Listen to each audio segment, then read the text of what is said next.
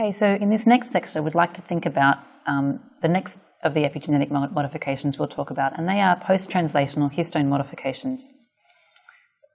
So what I mean by that is that after the histone genes are transcribed and translated, the histone molecules can have additional chemical tags added to them, and these are post-translational modifications.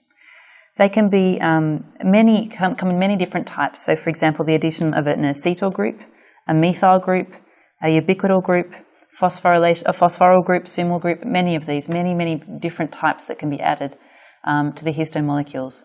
We're going to focus on histone acetylation and histone methylation, as they are the best characterized of these histone modifications.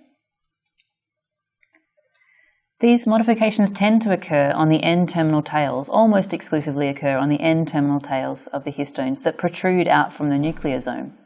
It's partly because these are the places that are most accessible to the enzymes that lay down these marks and remove the marks, and also most accessible to other chromatin proteins that come along and bind these modified histone residues. So in fact, there are a plethora of different places where these histone modifications can occur, more than 50 sites. And some of these sites can be modified with a variety of different tags. So, for example, acetylation or methylation. So, lysine residues can subject to both acetylation and methylation, although not at the same time. So, although there are 4 different types of histones, 2 of each found within the nucleosome, these histone modifications tend to be on histone H3 and H4, and far fewer of them are found on histone H2A and H2B, although there are still a few that occur there. So each of these different histone tail modifications are associated with a different function.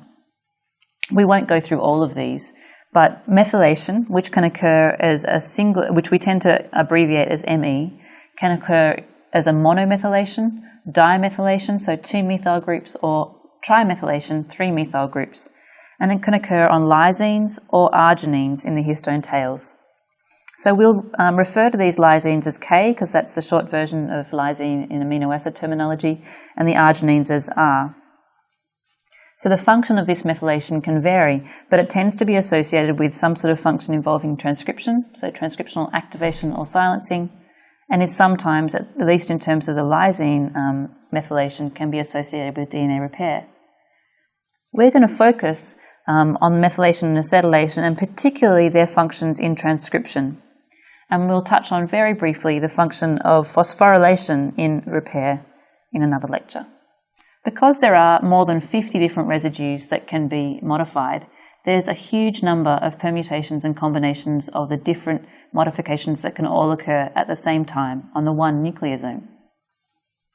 Because there are so many combinations, it's been proposed, and we know that they each have different functional outcomes, it's been proposed that this could be called a histone code.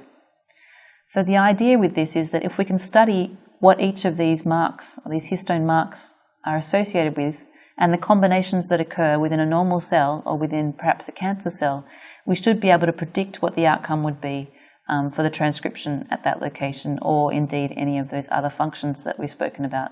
And so this is really one of the goals of the epigenetics field, is to be able to interpret, based on the histone modification profile, what it will mean for the cell.